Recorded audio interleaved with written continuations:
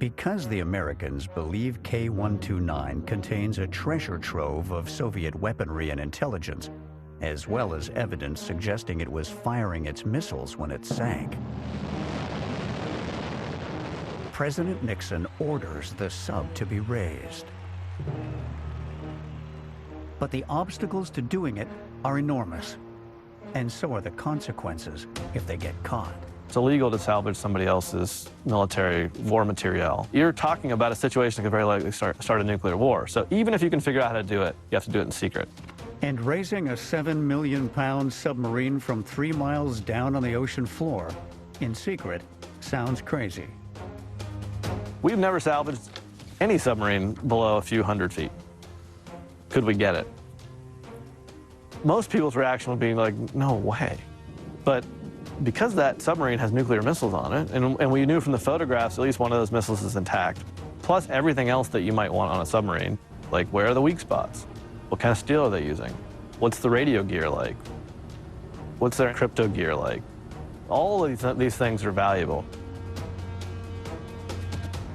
Because the project requires speed and absolute secrecy, the president takes it away from the Navy and hands it to the CIA. The CIA has the ability to do a lot of things that the military can't. They can do it more efficiently and do it more quickly. They have less regulations to go through.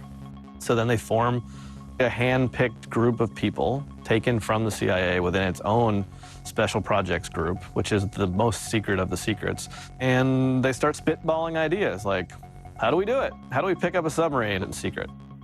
The CIA Special Projects Group decides on an audacious strategy. The CIA launches a dual-layered program. The engineering piece, which is go and build the ship and the systems that are going to pick up the submarine. And then the second company is going to go out and convince the world that it's a mining ship. They name the covert operation Project Azorian and give it a cover story so outlandish, no one doubts it. It hires Howard Hughes to front the construction of Glomar Explorer, a mining ship secretly capable of raising K-129. Part of selling this story was Howard Hughes. I mean, Howard Hughes was a larger-than-life character. He's that crazy, eccentric guy. Now, he built the giant wooden airplane. He's a patriot. He loves America. He hates the media. Of course, he would build a ship, take it out into the middle of the ocean, and start mining. Getting him involved brought a lot of credibility. If anybody could pull this off, it was Hughes. Basically, CIA is going to send black money to Hughes. Hughes will then, in the open, hire Global Marine to build the Glomar Explorer.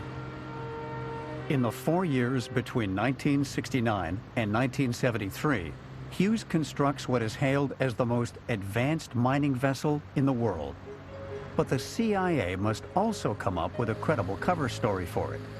So they start spitballing ideas again. Well, what would explain a ship that's parked out there? And someone suggests that within the mining industry, people were starting to talk about these things called manganese nodules, which were conglomerations of rare earth minerals that are in high concentrations on the bottom of the ocean. And it's the perfect cover story. Literally, there was a division which had geologists and oceanographers and PR guys, and it would go to conferences and give talks about Howard Hughes and his mining ship.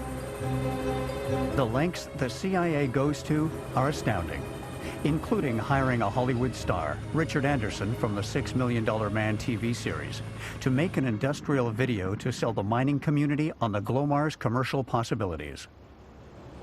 I'm now aboard what is probably the most technologically advanced seagoing vessel in the world today.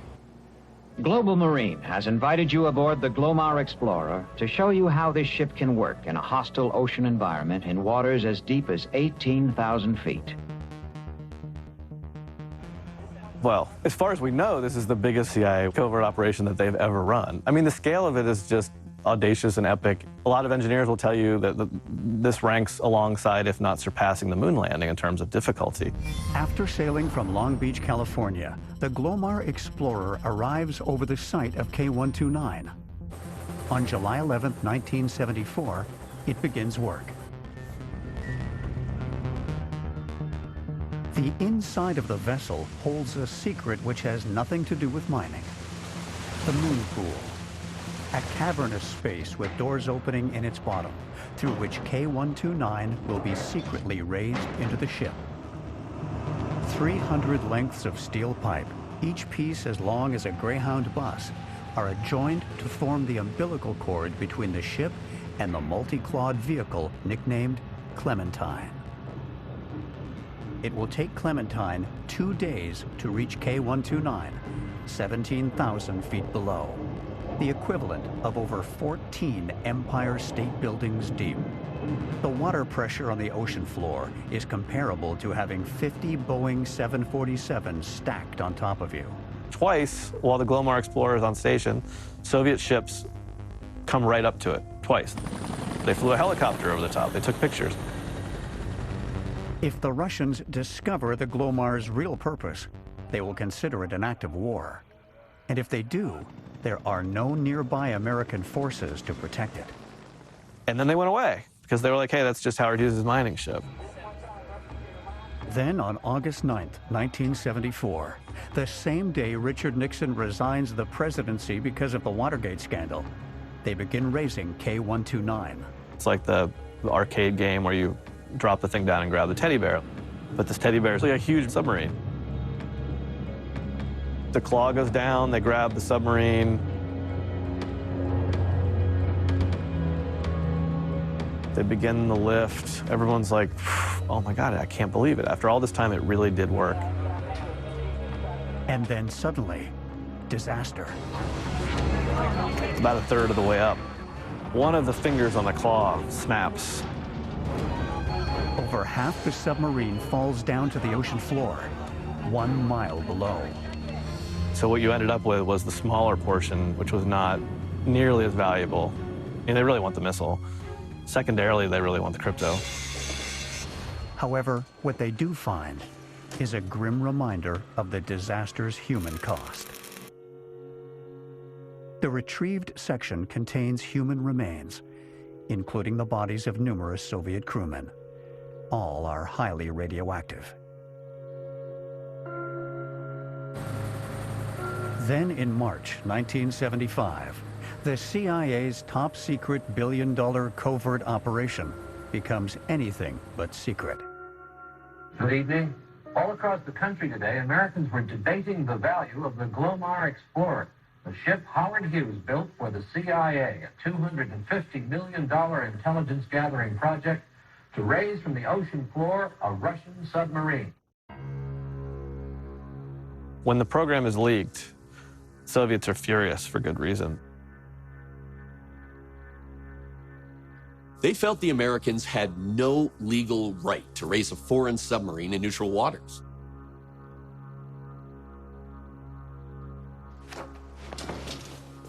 Especially since it was already clear that this was a Russian submarine.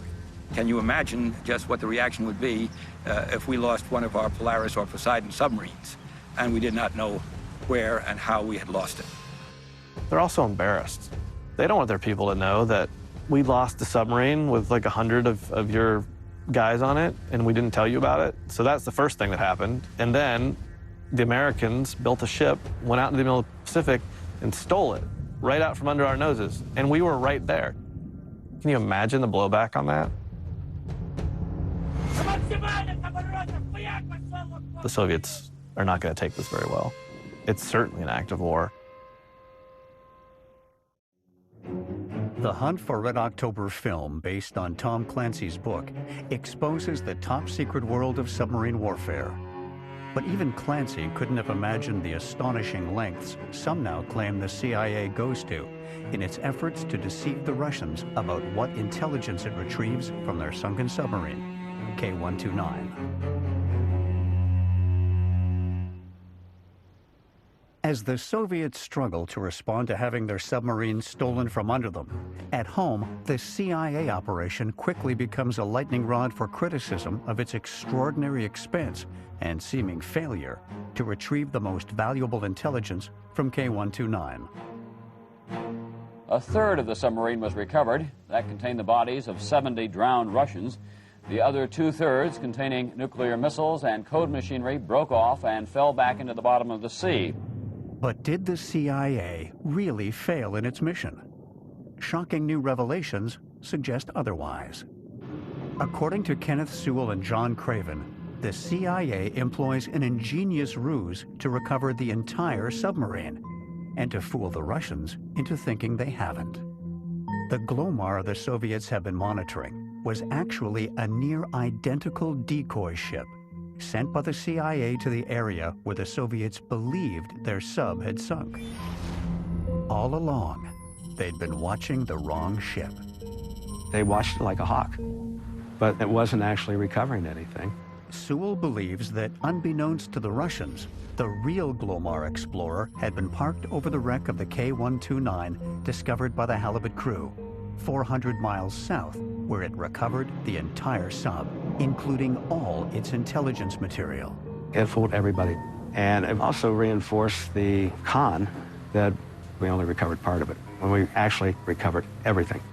If this is the case, the Americans not only recover the sub and all its intelligence, they tricked the Russians into believing that they dropped it all back under the ocean floor. I mean, the best intelligence you can get is intelligence that the enemy doesn't know you have. It was a perfect operation. For the CIA, the sub is a treasure trove. Not only do they find the crypto gear and logbooks, they also find further evidence of what led to the boat's sinking. Captain Kobzar and his first officer's anxiety about the sinister passengers may not have been misplaced. Ken Sewell, author and U.S. Navy nuclear submariner, makes a bold claim. The KGB was behind the attack by the K-129. They knew that money from their economy went to the military and not to the people. They knew the Soviet Union was going to collapse. And they knew the United States was approaching a point where they would have had first strike capability, the ability to take out all the nuclear weapons of the Soviet Union in a single strike, including the submarines. Sewell believes a small group atop the KGB, fearing for the Soviet Union's survival, had conceived an ingenious but apocalyptic plan to save their failing state. They intend to dupe their two biggest enemies, the Americans and Chinese, into fighting a catastrophic nuclear war against each other. The first stage of the plan was to commandeer a Gulf II submarine that was identical to the two submarines that Russia had sold to the Chinese. Next, the KGB turns to their secret elite commando force called the OSNAS and puts it aboard this submarine, K-129. The OSNAS commandos assigned to the K-129 worked for the KGB and the KGB only. These were highly trained individuals. They were intelligent. They were ruthless. They were the ultimate killers. They are also the mysterious passengers who had joined K-129's mission at the last minute. Then from a specific location on the surface, they would fire the missile, destroying the base of Pearl Harbor in Honolulu. This was the exact type of missile that they had sold the Chinese. Everything would have pointed back to China as being the perpetrator of this attack, which would have triggered massive retaliation by the United States.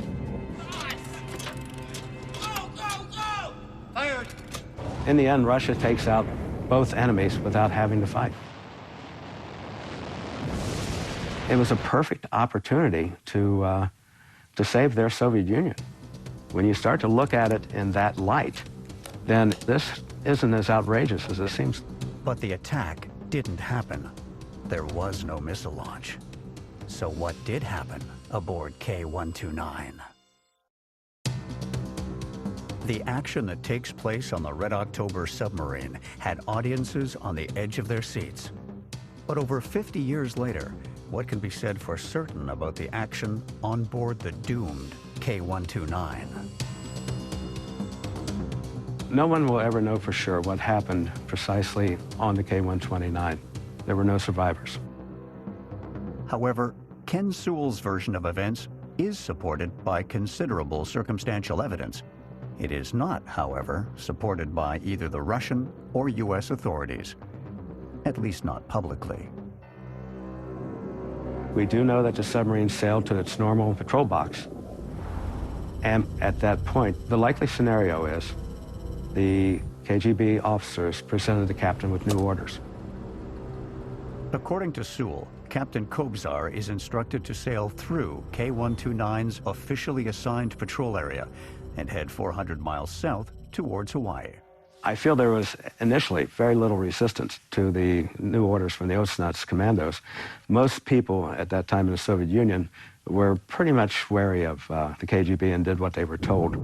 2 days later, as the submarine nears its launch point, the OSNAS commandos make their move. They demand its missiles be readied for launching.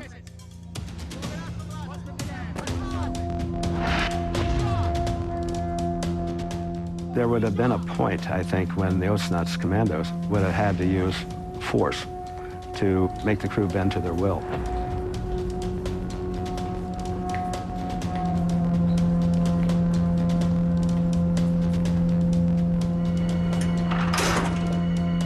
We know that they found bodies of 40 crewmen in the forward torpedo room. So that indicates they were probably using it as kind of like a holding cell.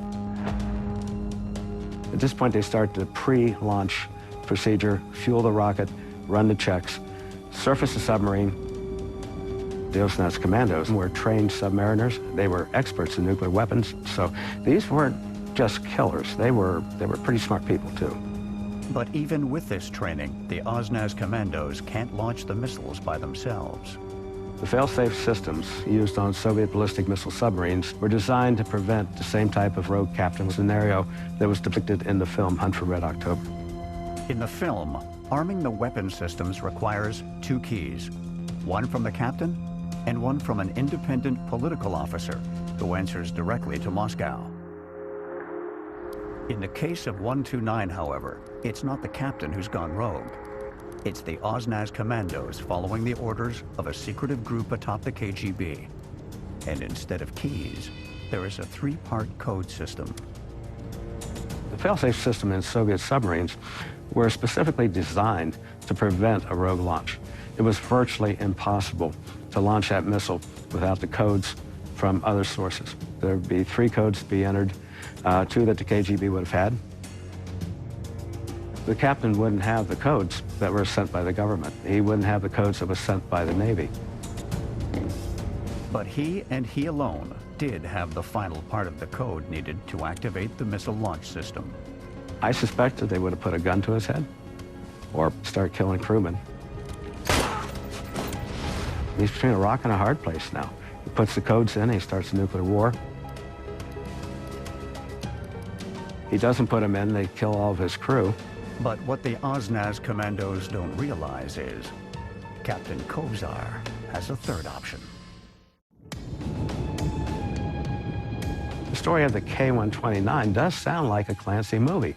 I mean, you've got a dedicated submarine crew, ballistic missile, taken over by KGB commandos that would have started a war between the United States and China.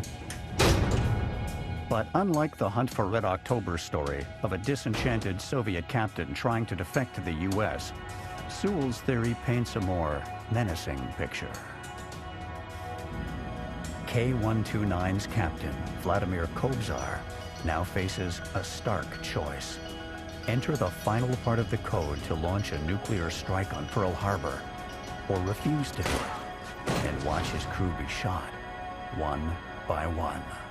He makes his decision.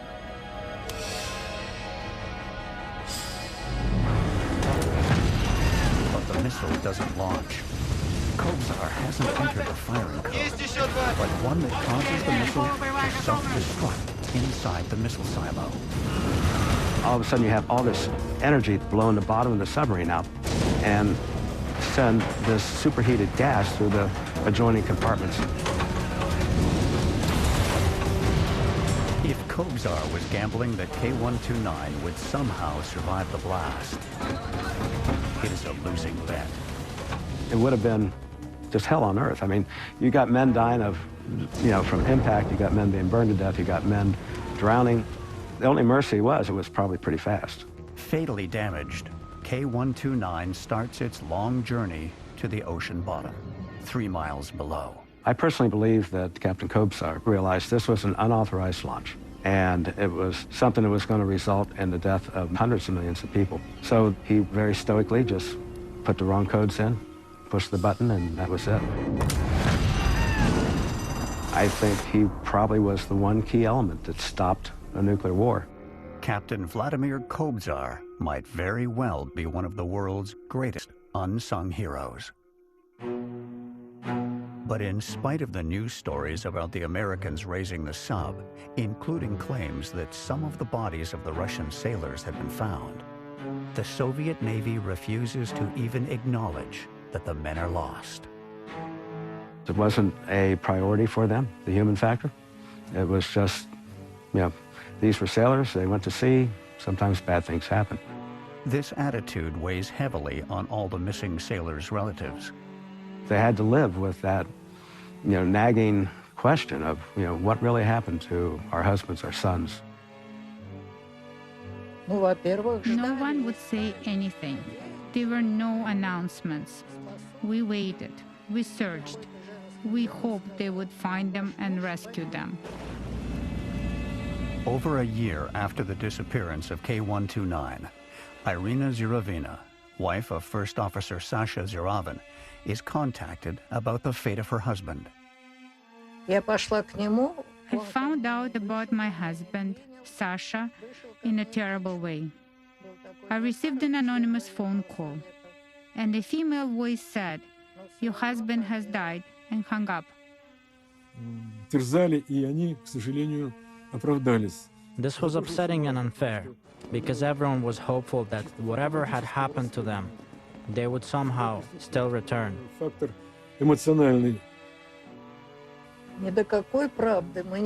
I remember the New York Times article. The retrieval of the boat was tragic. But even then, the authorities said, "Keep your mouth under lock and key." They maintained that the submarine had returned. Unfortunately, it was and still is a time of continuous lies. Back in the U.S., a strange thing happens. In spite of the press stories, the CIA also refuses to acknowledge any aspects of it. So the story leaks, and why would the CIA then not acknowledge this happened? Well, it was in the papers. How can you not acknowledge it? When you keep this under wraps, people are actually happier. We don't really want to know that we came close to nuclear war. I mean, it raises the tension level. So you can imagine that Kissinger and his counterpart in the Soviet Union are having back-channel conversations where they're just like, okay, what can we do to not go to war over this?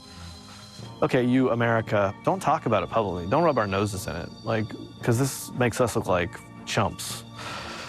So we're not gonna, escalate tensions, but you're not gonna talk about it, and you're not gonna embarrass us.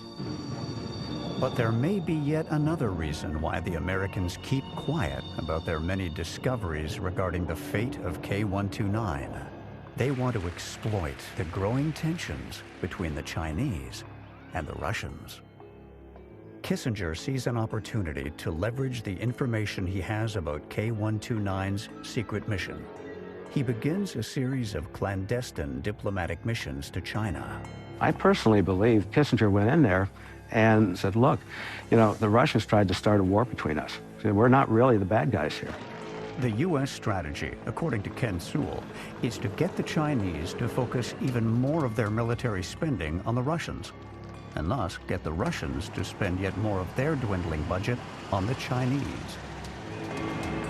There's a couple things came from that. First off, Mao started further increasing the tensions along the border, to the point where Russia threatened a nuclear strike against China if they didn't back down. The other thing is, it kicked open the door for the United States to go into China. And next thing you know, we're playing ping pong with them.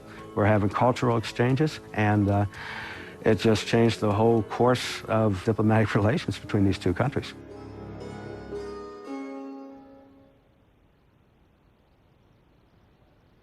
But there may yet be a further reason for the continued secrecy surrounding K-129. It harkens back to the disappearance of the American attack submarine, Scorpion, 10 weeks after K-129's demise. The Americans believe it may have been sunk by the Soviets in a tit-for-tat ambush. It is a situation that threatens to ignite a nuclear war. In a confusion of motives worthy of the hunt for Red October, the Americans suspect the Russians of sinking the USS Scorpion in the belief that the Americans sunk K-129. The tit-for-tat thing, yeah, I mean, both countries lost a nuclear submarine in the same year, and under circumstances that remain mysterious.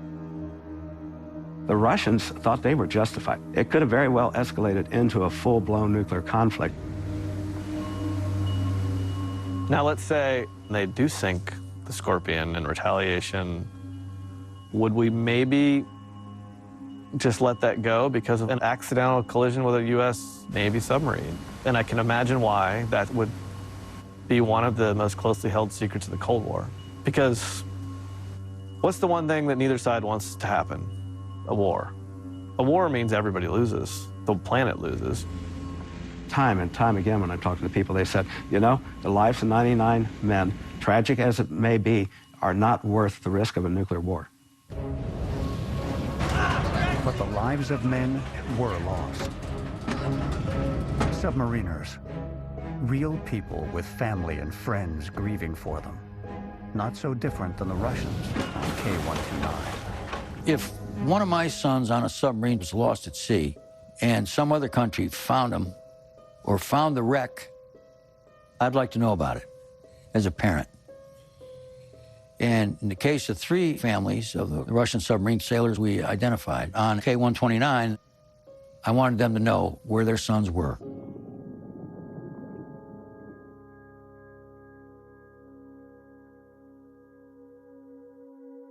This footage has only recently been declassified, and the copy seen here is Jim Reeb's unedited original.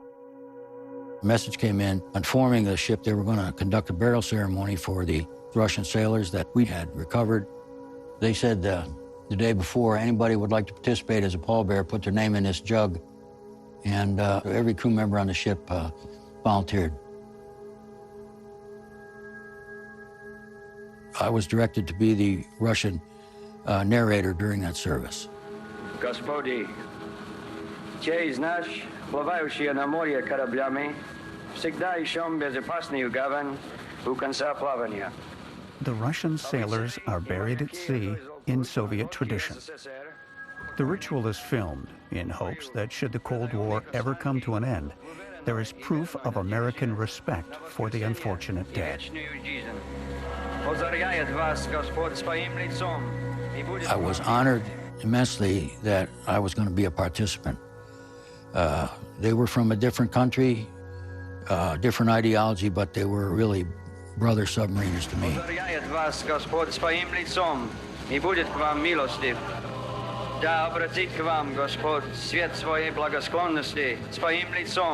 We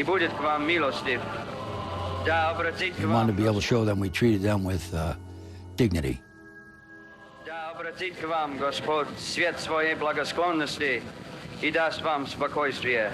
Amen.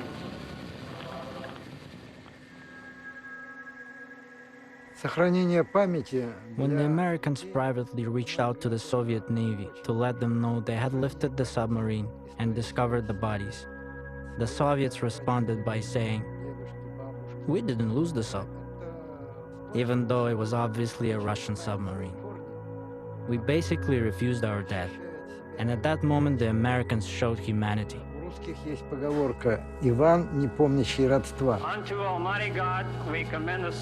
It isn't until after the fall of communism that the Russian Navy finally recognizes the sacrifices of K-129's crewmen and their families.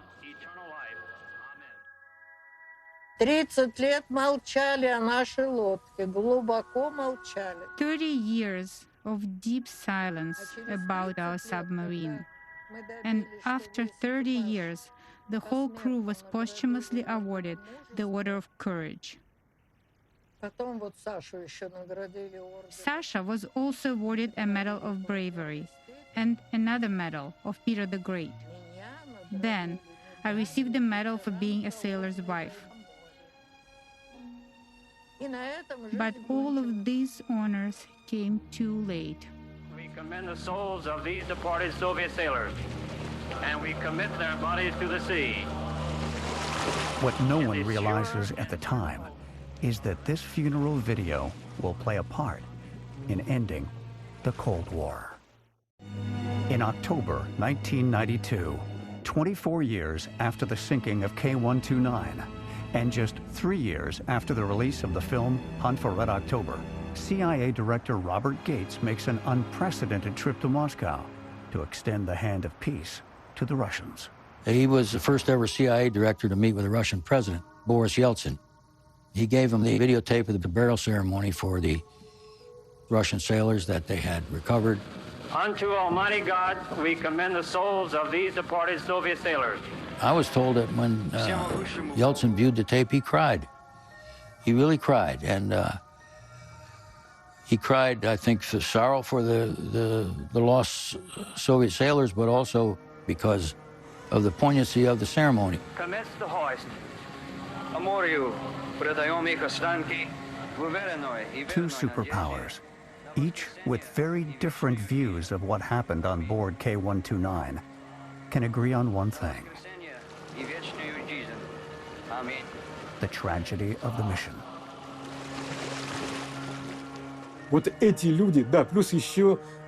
In spite of the complex and raw situation, there was never animosity between the Russian and American submariners. There was rivalry, yes, but no animosity. And this was a great example of that. The video marks the end of the Cold War and heralds in a new era of openness and détente. What it doesn't do is definitively explain what happened on board K-129. Even after I've written a book and 3 other people have written a book, it's still kind of a mystery. We're still talking about things we don't know the answer to. While indisputable facts are scarce, theories about what sunk K-129 abound. But now, I'm sure we're going to talk about the rogue sub theory. And that Hunt for Red October was inspired by the story about a Russian ballistic missile submarine that was launching a missile at Pearl Harbor. But there's a big problem with it. It only works if the missile can actually reach Pearl Harbor. And the range of the SSN-5 was well inside where the actual wreck was. So if that's true, then they were really bad at their jobs because the missile wouldn't have hit it. To this day, officially, the Russian Navy also doesn't believe that K-129 went rogue. Our Navy's version of what happened continues to be that K-129 sank as a result of a collision with the American submarine Swordfish. The Americans, however, remain equally adamant this isn't the case. Balderdash, that's what I say. There was no evidence at all. Yes, they ran into some ice floes and pulled in for repairs. But if K-129 wasn't sunk by Swordfish, what did sink it? My personal belief, based on what I've seen, is that there was some kind of accident that occurred during a test firing exercise. Yes, please.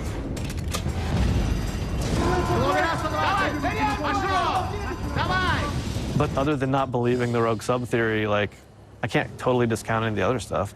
I mean, we're talking about spies. We're talking about the world's best liars, right?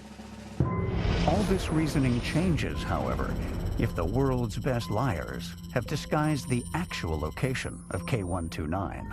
A lot of people still believe, a lot of these cover stories. You have to look at this logically. You have to look at the facts. We have 3 pieces of hard evidence that puts that sub 370 miles from Pearl Harbor. One, the missile plume that was picked up by the satellite showed it to be there. And 2, the oil slick contained high-grade, highly enriched uranium. And finally, 3 of the SOSUS tapes found a noise associated with an explosion on the surface. But even today, there's no agreed-upon definitive answer to what happened on board K-129. Every submarine accident has at least 4 or 5 versions. The problem is that there are few direct facts, because most go down with a submarine. For me, K-129 is more than just a disaster. It's a mysterious and symbolic phenomenon at the epicenter of what was happening between the Soviet and American navies. And what of Tom Clancy? How does he get his hands on all that classified information about Crazy Ivans, torpedo launch systems, and Russian and American submarine design and battle strategy? For decades, this information has been known only to security-cleared operatives. Even serious journalists investigating K-129 continue to be stonewalled. And the CIA arranged a meeting between me and the bureaucrat who runs the office that decides what gets declassified and what doesn't. And this bureaucrat who sat across from me with just a flat expression on his face listening, and he was just basically like, yeah, no, you're not going to get anywhere. Oh my God, the bureaucrats who protect secrets are some of the worst and most humorless people imaginable. Yet somehow Clancy does get his hands on top secret material. But how? Many believe the answer lies in his ability to get people to open up to him. He was so charming in those days. He really was charming. He was very funny. He joked around a lot. He was clearly friends with people in the Navy. But finding classified material is one thing. Getting away with publishing it is another. Some now suggest that Clancy's seeming freedom to divulge state secrets came from deep within the U.S. intelligence community. The CIA does a number of books. They're called company books. When they need to have information released, they get people like Clancy to write books under the permission authorization of the agencies. They basically are kind of part of the team. I would not classify Tom Clancy as a spy. Tom Clancy was an asset. Hunt for Red October was the perfect cover story for the K-129. Soon, Clancy comes to the attention of the Secretary of the Navy, John Lehman, during the Reagan years.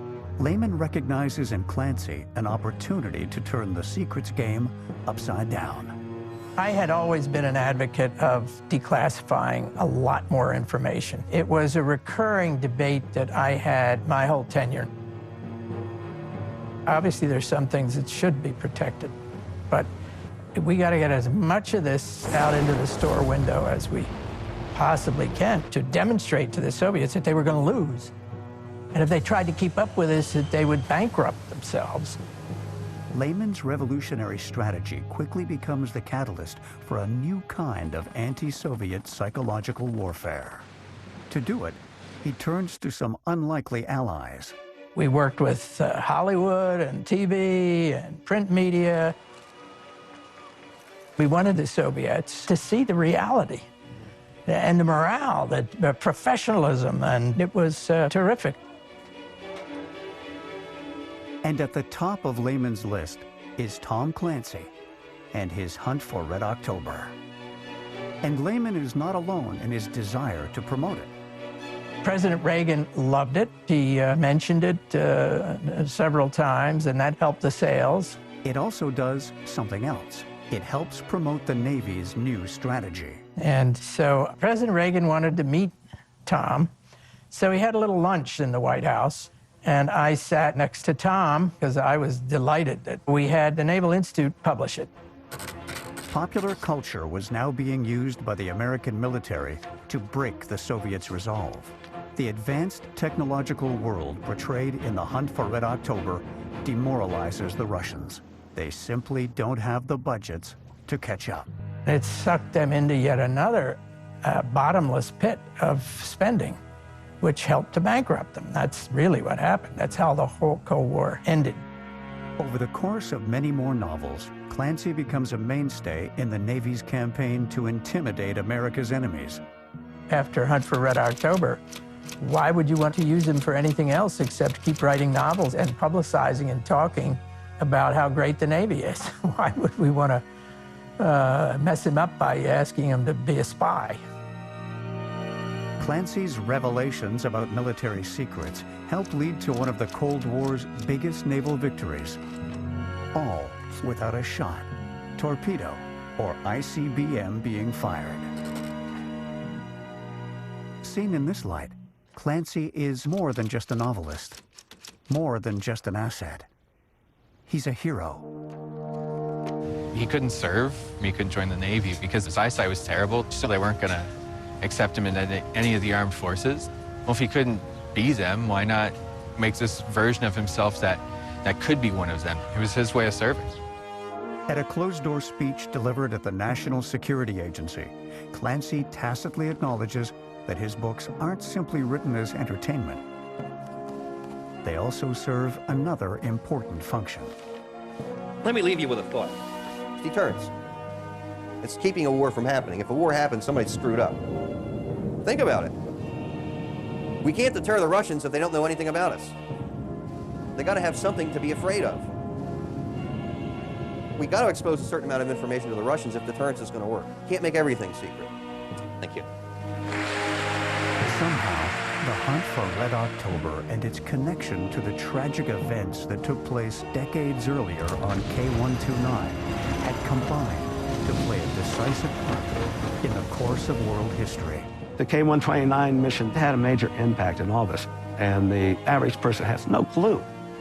Maybe 100 years in the future, they'll look back and they'll talk about this. But I think we're a hell of a lot safer now, and I don't think we would have gotten here unless it was for the K-129 mission.